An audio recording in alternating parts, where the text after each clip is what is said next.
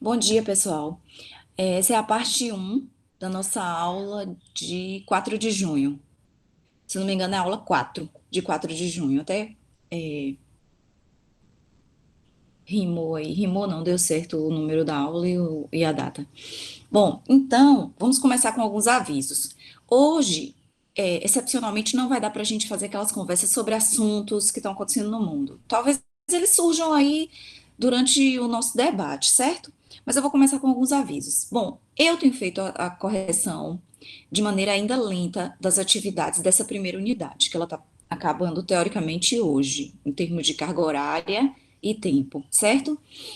E aí, eu queria chamar a atenção para vocês sobre algumas questões da língua portuguesa, tá? Não é assim, claro que eu não sou aqui professora de língua portuguesa, mas eu sou orientadora, tô como professora de história, então eu preciso também chamar a atenção de vocês sobre escrita. Afinal de contas, uma das coisas que a escola formal e a educação formal nos exige é que a gente se aproxime o mais correto da língua se aproxime da forma mais correta da língua portuguesa.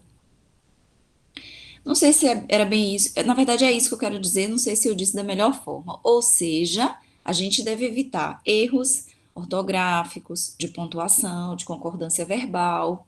E aí hoje eu vou falar de um que eu falo sempre em sala de aula presencial. Vou falar aqui para vocês também, que é um bem simples. Vocês já aprenderam há muito tempo na escola que nome próprio se escreve com letra maiúscula, certo? E a gente está estudando várias coisas e que exige isso. Por exemplo, a gente está estudando civilizações antigas, então seus nomes devem ser escritos com letra maiúscula. Quando a gente falar de alguma personalidade, o nome da personalidade tem que ser com letra maiúscula, certo? O nome de vocês tem que ser escrito com letra maiúscula, com exceção das conjunções, né? Então, por exemplo, meu nome é Ivaneide Almeida da Silva. O da não precisa, mas Ivaneide Almeida e Silva precisa, tá certo?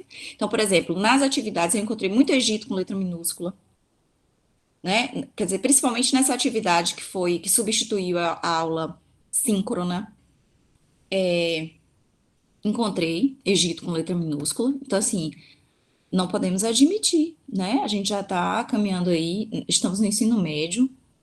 Tanto é que ensino médio, assim, a própria palavra diz, você está entre o fundamental, que é fundamental, onde você aprende uma base, tanto é que a educação básica, a gente ainda está na educação básica.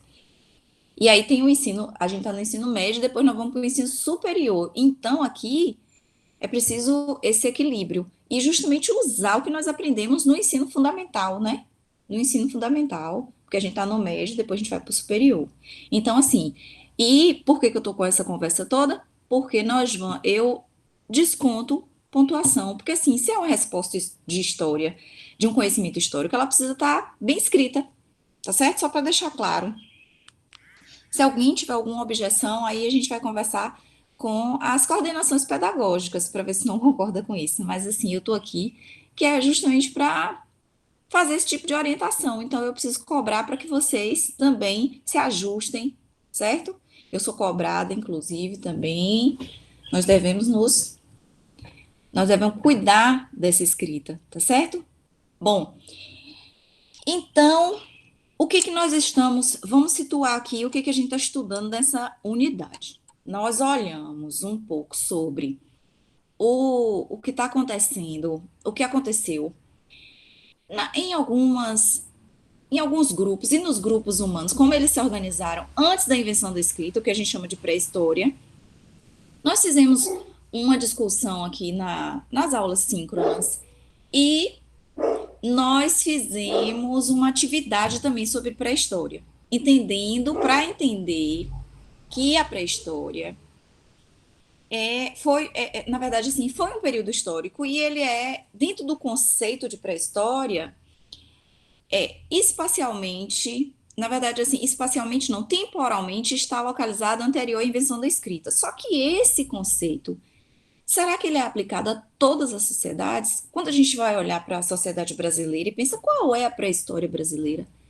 Qual é o tempo da pré-história brasileira?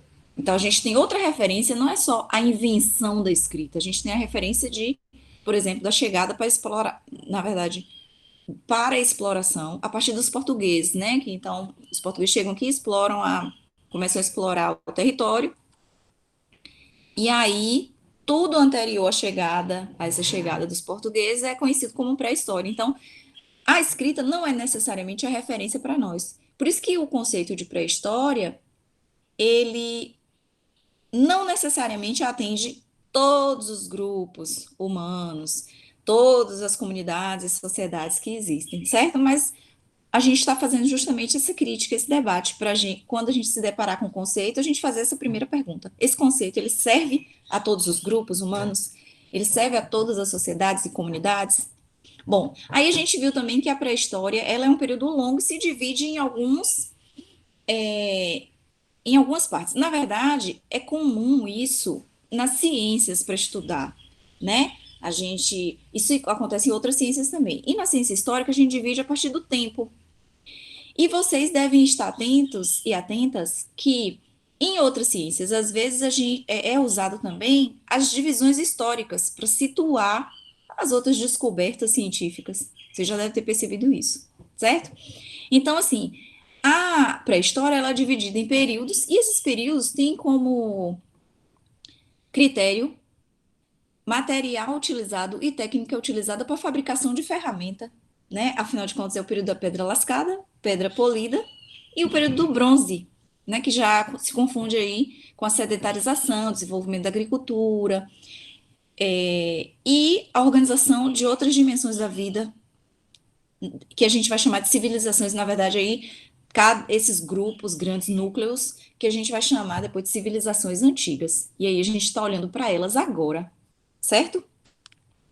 Bom, então, o que que nós vamos fazer na aula de hoje? Eu vou ouvir vocês a partir do que vocês assistiram dos vídeos indicados para esta aula, tá certo? Aí eu tenho alguns pontos aqui que eu vou levantar, e aí quem quiser já vai levantando a mão, abrindo o microfone e conversando conosco, certo? Depois desses pontos que eu vou elencar, aí eu abro para temas gerais, porque vocês assistiram os vídeos e podem querer falar de coisas que talvez eu não chame atenção aqui, tá bom? Então a gente vai fazer isso. Eu vou elencar alguns pontos e cada um vai levantando a mão à medida que quiser falar, certo? Se vocês não se animarem, aí eu vou chamando um e outro para ver quem quer começar, tá bom? Bom, então, como a gente está completando aqui quase 10 minutos, eu vou falar dos temas e aí eu vou parar essa parte e começar a segunda para vocês continuarem. Daqui a pouco a gente vê, viu, Gustavo? Bom, então assim, ó, a gente vai falar sobre a economia dos povos que a gente assistiu os vídeos. Nós vamos falar sobre a política, a sociedade e cultura envolvendo religião, arte e escrita, certo? E também ver o que que esses povos deixaram, né? O que dessas civilizações ficaram até hoje, claro, muita coisa que nós já falamos aqui, para a gente ver o que que é patrimônio material e imaterial, tá certo? Afinal de contas, uma pergunta que não pode deixar de ser feita é assim: por que que eu, estudante do ensino médio, em pleno início, assim, já há 2 décadas do século XXI, estudo civilizações antigas? Então, assim, eu devo sempre responder, me perguntar sobre o que eu estou estudando. É útil na minha vida prática? Se não é na prática, aí eu estou fazendo, a gente pode fazer essa pergunta para qualquer conteúdo. Se não é na prática, é na intelectual. E quando vai me servir mais ou menos? Isso é interessante, porque isso é uma motivação. Na verdade, serve para a gente entender por que que eu estou estudando determinado conteúdo ou não, tá certo? Bom, então eu vou parar essa primeira parte aqui para a gente já começar a gravar a segunda, ok?